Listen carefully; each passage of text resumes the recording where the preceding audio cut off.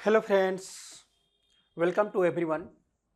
आज इस सेशन में हम लोग सब्जेक्ट वर्ब अग्रीमेंट का पार्ट 11 करने वाले हैं और रूल नंबर हम लोग करने वाले हैं 17। हम लोग आज रूल कौन सा करने वाले हैं? 17 और आगे, ठीक है, 18। तो रूल नंबर 17 में रूल नंबर 17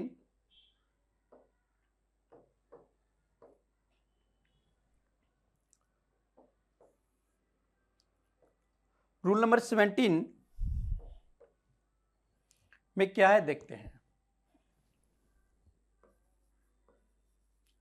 रूल नंबर 17 इस प्रकार है। मोर प्लस देन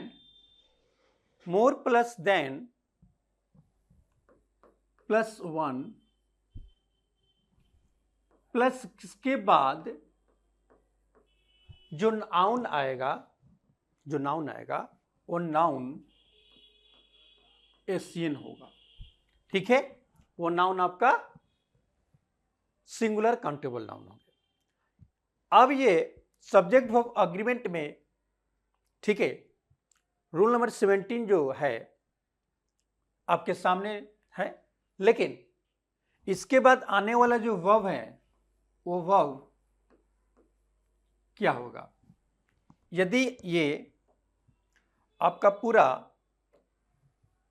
किसी सेंटेंस का ये सब्जेक्ट बनता है, यहां तक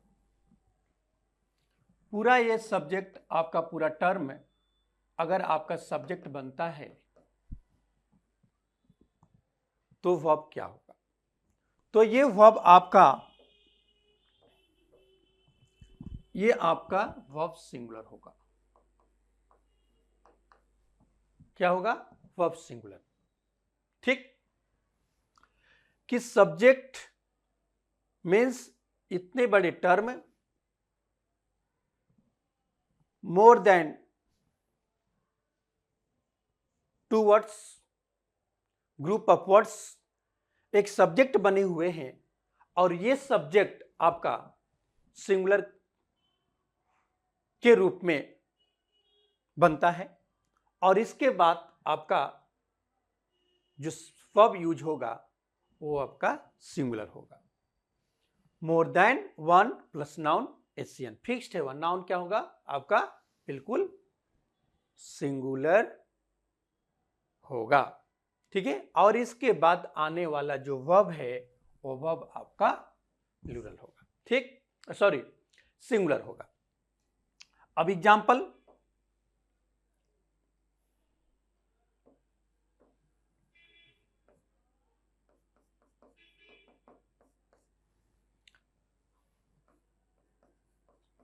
more than 1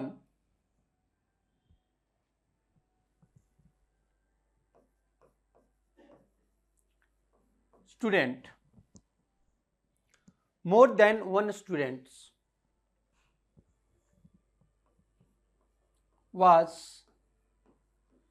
were present today,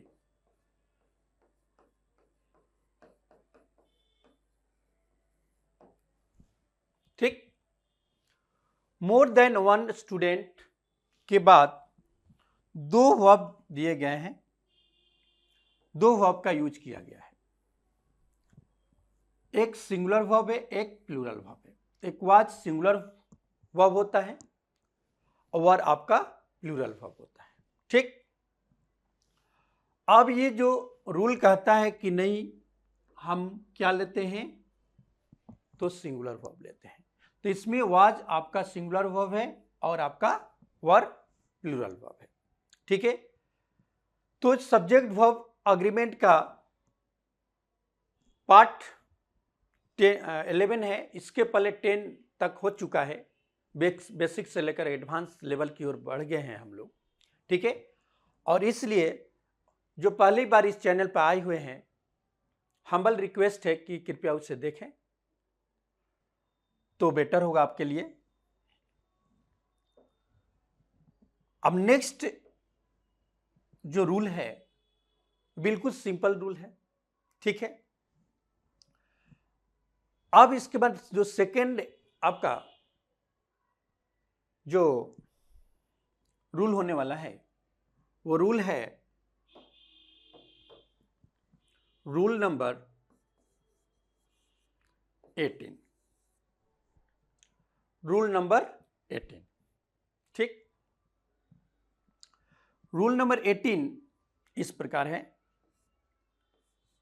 बिल्कुल इससे डिफरेंट है, क्योंकि बीच में थोड़ा डिफरेंट रूल डालना चाहते हैं ताकि कंफ्यूजन ना हो, ठीक है। सिमिलर रूल्स करते करते क्या होता है ना, कभी कभी कंफ्यूजन होता है, रिवीजन करने के दौरान बहुत कंफ्यूजन होता है, इसलिए थोड़ा सा बिल्कुल डिफरेंट जो एग्जाम्पल है लाए हैं। क्या है ये? द प्लस इस डिफिनिट आर्टिकल के बाद कुछ ऐसे एडजेक्टिव्स आएंगे, ठीक है। इस एडजेक्टिव के बाद आने के बाद, ठीक है, द के बाद जो भी एडजेक्टिव आता है वो एडजेक्टिव आपका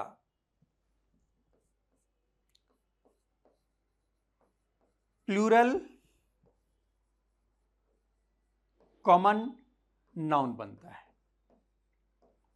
अब बात यहां समझना है बहुत अच्छे से माय डियर स्टूडेंट्स कि यहां पर तीन तीन शब्द जुड़ गए,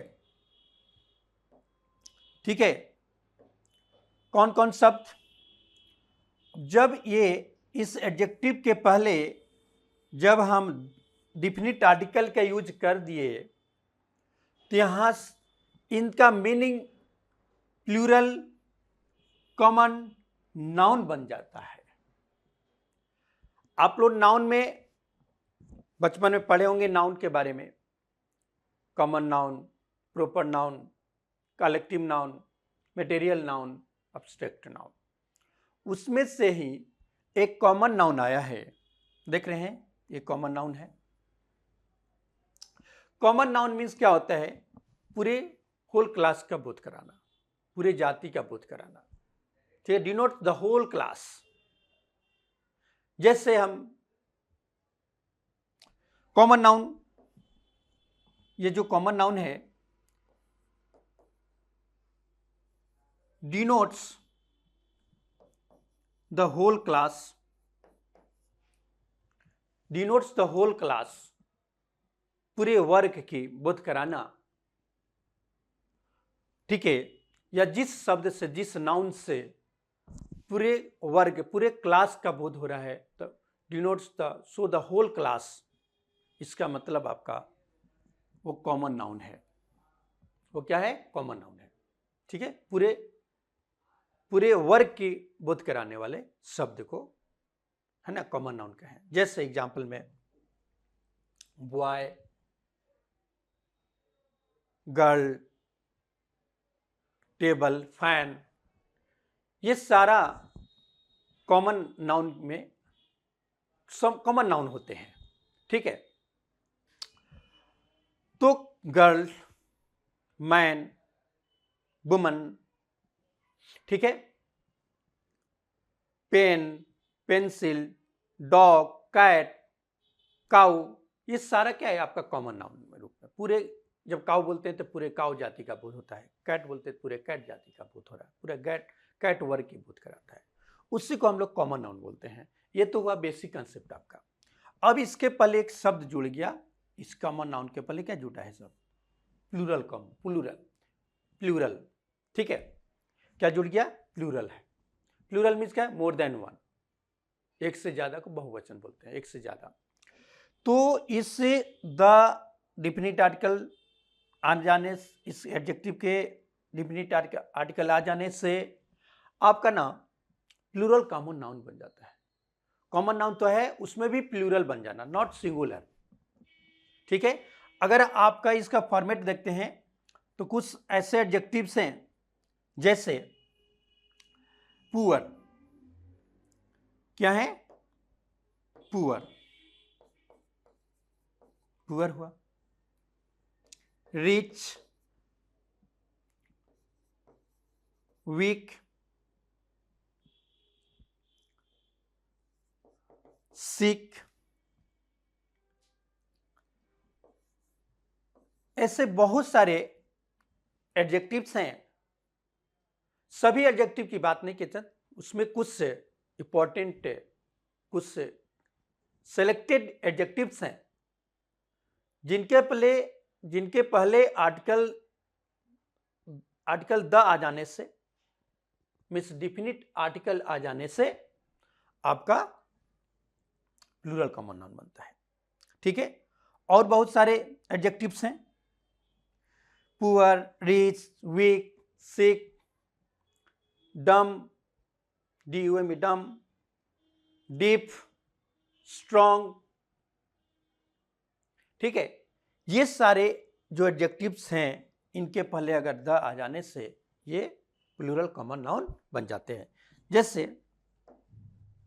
अब यहां आते हैं कि जब इसके द पुअर जब लिखते हैं तो इसका मीनिंग होता है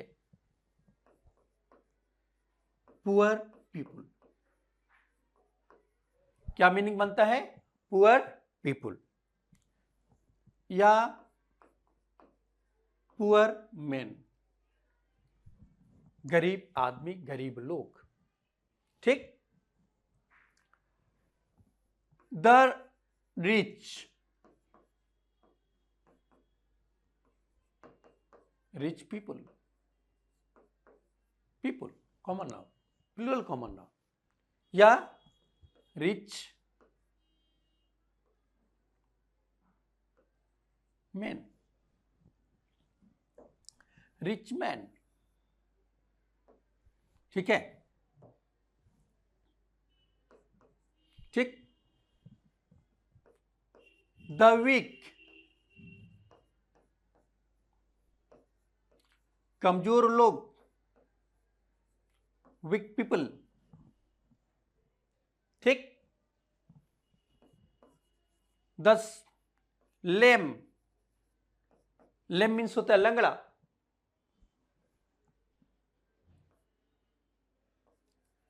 लेम पीपल।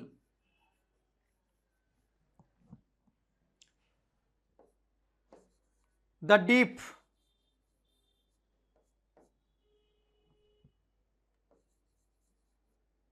डीप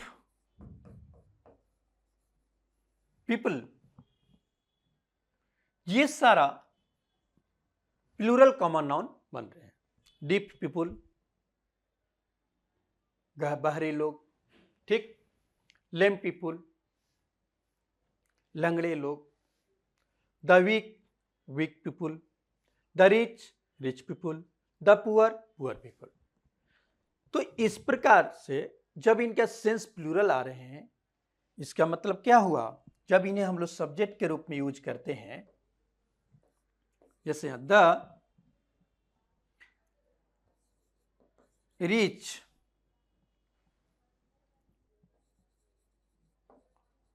ऑलवेज हेट और हेट्स द पुअर। अब यहां पर देखिए, जो यहां आया है द रिच, ये सब्जेक्ट प्लूरल बन गया, ये सब्जेक्ट आपका प्लूरल हुआ, तो इसके बाद आने वाला वर्ब भी क्या होता है? प्लूरल। तो ये V1 फर्स्ट फॉर्म है, ये आपका V5 है, एस लगा है। जिस वर्ब में एस लगता है उसको सिंगुलर वर्ब माने जाते हैं, मीन्स सिंगुलर वर्ब होता है। ठीक है, हेट प्लूरल वर्ब होता है। ठीक है, तो ये जो सब्जेक्ट बना है प्लूरल है, इसलिए इसके बाद आने वाला वर्ब क्या होना चाहिए? आपका प्लूरल होना चाहिए, न कि सिंगुलर। आपका रूल कहता है कि किसी भी एडजेक्टिव के पहले डिफिनिट आर्टिकल आता है, ठीक है, तो प्लूरल कॉमन नाउन बनता है और प्लूरल वर्ब लेता है। जैसे एक और एग्जांपल, ठीक है, एक और एग्जांपल,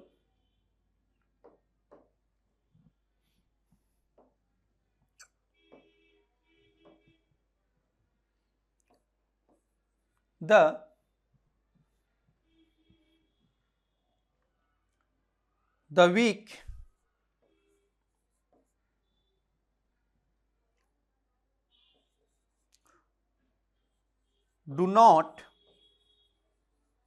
does not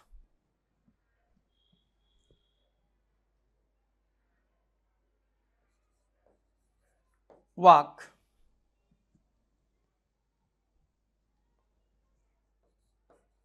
fast, या walk के स्थान पर हम रन लिख सकते हैं। क्या लिखते तो और अच्छा होगा, run. The weak does not run fast, कमजोर लोग तेज दौड़ नहीं सकते। वीक, कमजोर लोग नहीं दौड़ सकते, ठीक है, दौड़ नहीं सकते, नहीं दौड़ते हैं, फास्ट नहीं दौड़ते हैं, ठीक है। तो यहां पर डू और यहां डज आया हुआ है, ठीक है। ये आपका helping verb, plural helping verb, ये आपका प्लूरल हेल्पिंग वर्ब, रन आपका मेन वर्ब, ठीक है। नॉट आपका यहां पर एडवर्ब है, ठीक है। अब ये सब्जेक्ट आपका सिंगुलर है, क्या है आपका सब्जेक्ट सिंगुलर है, तो इसके बाद आने वाला वर्ब जो होगा ना वो प्लूरल ही होगा। जब सब्जेक्ट प्लूरल है तो आने वाला वर्ब भी क्या होना चाहिए, प्लूरल। ये आपका डू प्लूरल होता है ना, डज आपका सिंगुलर होता है, जो कि आपका ये आंसर नहीं होगा, ठीक है। बिल्कुल इजी रूल है आपका, ठीक है। मीन्स देखिए, द के बाद एडजेक्टिव, प्लूरल कॉमन नाउन, ठीक है, और ये बहुत सारे यहाँ एडजेक्टिव्स हैं, ठीक है, और इनके कुछ मीनिंग स्पष्ट रूप से बताया गया है कि इनके मीनिंग ऐसे बनते हैं, ठीक है। और इसके बाद आपको एग्जाम्पल के माध्यम से अच्छे से बता दिया गया, ठीक है। आई होप आप लोग को बहुत अच्छे से समझ में आ गया होगा आज का जो रूल्स कराया गया आपके सामने, ठीक है, इस वीडियो में, ठीक है। इसको बार बार आप लोग रिवीजन करेंगे, ये नहीं, ठीक है, कि द रिच, जो द रिच देखने में सिंगुलर है लेकिन ये प्लूरल मीनिंग देता है, वो प्लूरल मीनिंग क्या है, प्लूरल कॉमन नाउन है, ठीक है ना। Is it clear. और ये रिच जो है ना, रिचेज कभी नहीं होगा, मतलब इसका प्लूरल कभी भी नहीं बना सकते। अगर हम आप यहां लिखते हैं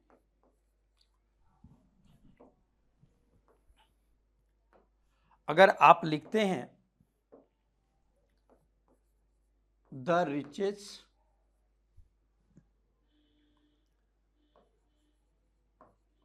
ऑलवेज हेल्प द पुअर, तो यहां पर आपका रिचेज जो है ना,